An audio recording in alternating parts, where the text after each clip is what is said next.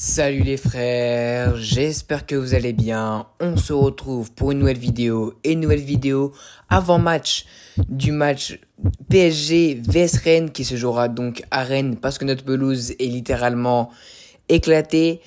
On va donc jouer ce match à Rennes à l'extérieur et évidemment que ça va être plus compliqué parce que déjà il y a les supporters qui jouent, moins de support pour notre équipe, etc.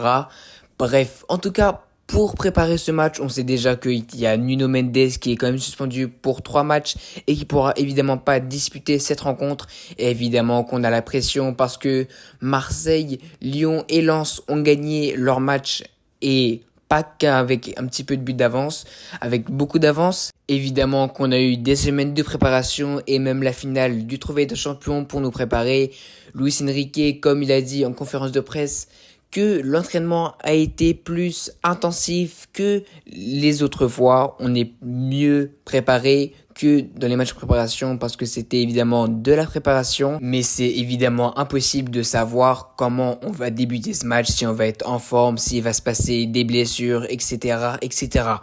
Bref, en tout cas, sur ce match, ce qui est sûr, c'est qu'on va faire tout notre possible pour gagner ce match et avec pas n'importe quelle arme. On sait très bien que Luis Enrique a toujours un plan et je pense que sur ce plan, ça va être plutôt un jeu offensif pour obliger Rennes à reculer et comme ça on peut installer notre jeu comme d'habitude.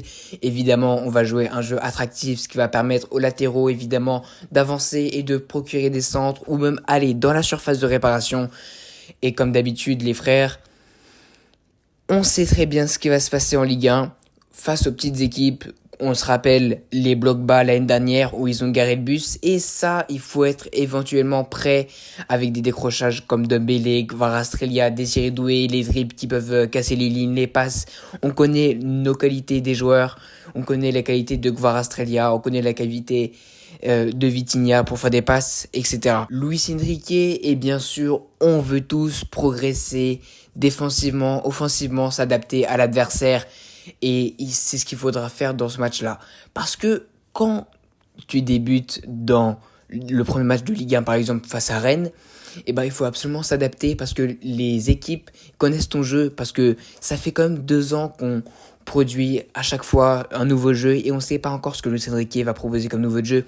Mais en tout cas, on sait qu'il faut s'adapter à l'adversaire et c'est ce qu'on va faire demain dans cette rencontre. Sur les informations concernant les joueurs, on sait très bien qu'il y a João Neves qui n'a pas pu jouer la dernière fois, il avait un petit problème pendant l'entraînement, mais bon, c'est réglé sur João Neves, il sera disponible pour ce match et évidemment on espère tous et on pense surtout, parce que Luis Enrique nous l'a indiqué, qu'il va être titulaire dans la rencontre, de la prochaine rencontre, ou peut-être que ça sera Toro Fernandez à la place. En tout cas, on sait très bien que João Neves sera disponible pour le prochain match et est prêt, il n'y a pas d'inquiétude à avoir. Évidemment, moi, j'aimerais bien voir Mika Götze débuter dans ce match parce que franchement, c'est un profil qui m'intéresse et qui nous intéresse, supporters du PSG Saint-Germain, plus qu'autre chose parce que c'est un joueur qui est très ambitieux, qui peut apporter de la qualité défensive en plus comme Kvaratskhelia, qui peut décrocher très facilement, a une très bonne qualité technique et a une très bonne qualité de frappe. Donc voilà. Et surtout, comme je l'ai dit au début, Nuno Mendes va être absent pendant 3 matchs. Alors peut-être que c'est un petit peu sévère, mais en tout cas, il faut faire avec. Il faut faire avec parce que il faut laisser jouer aussi les autres joueurs, Digne, Lucas Hernandez, qui que ça soit. Mais en tout cas, Digne, le profil, il m'intéresse énormément parce que Digne, c'est un gars qui sait très bien défendre, mais il défend pas autant que Nuno Mendes. C'est donc une doublure évidemment du Nuno Mendes qui a une très très bonne qualité de centre, qui va assez vite, mais en tout cas, on va sûrement voir Lucas Digne débuter dans le premier match de Ligue 1 à la place de Nuno Mendes et peut-être qu'il va alterner avec Lucas Hernandez ou après Lucas Digne. On ne sait pas, sûrement sur les 3 matchs d'affilée parce qu'il est suspendu, et etc. Avant de partir dans les détails, etc., il y a un truc qu'on doit clarifier sur la mentalité de Rennes. Parce que c'est vrai que la pelouse n'est pas en état et on ne pourra pas jouer devant nos supporters pour le premier match de Ligue 1, le match d'ouverture, et ça n'a aucune raison pour que Rennes, le match aller et le match retour se jouent à Rennes.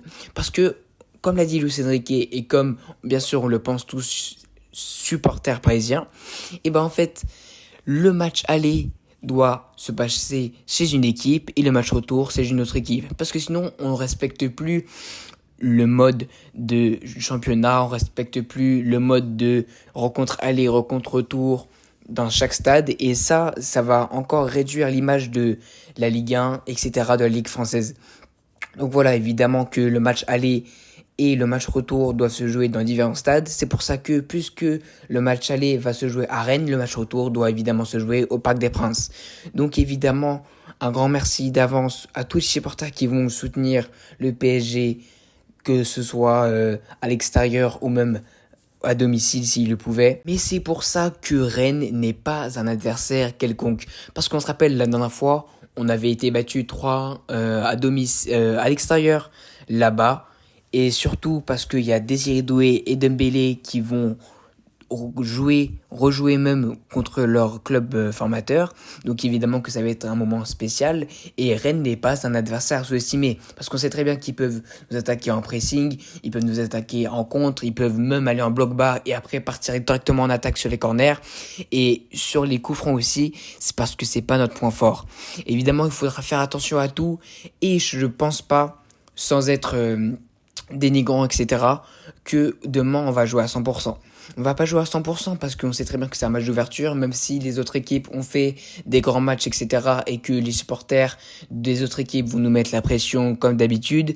Mais bon, si demain ça arrive avec un match nul ou une petite victoire ou même une défaite, il y a rien d'affolant, c'est juste le début du championnat et il faut tous autant se remettre, surtout si c'est de nouvelles recrues qui vont jouer, etc. Mais attends. J'ai pas fini, parce que on sait très bien qu'il y a beaucoup de choix offensifs dans cette équipe. Il y a Ousmane Dembélé, il y a Gvicha Kvaratskhelia, il y a les nouvelles recrues, Akliouche, il y a même les latéraux, Lucas Digne, il y a même Désiré Doué, Bradley Barcola, etc., etc.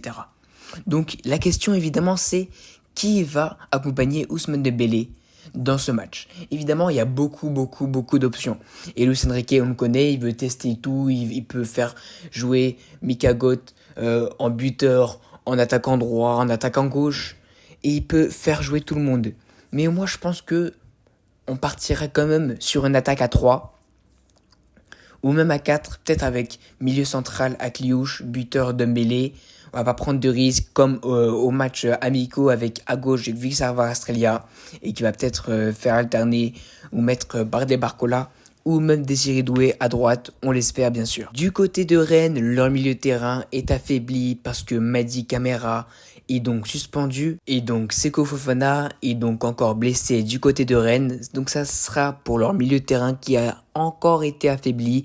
Et de notre côté, on sait très bien qu'on peut compter sur des gens comme Ruiz, comme João Neves, comme Vitinha.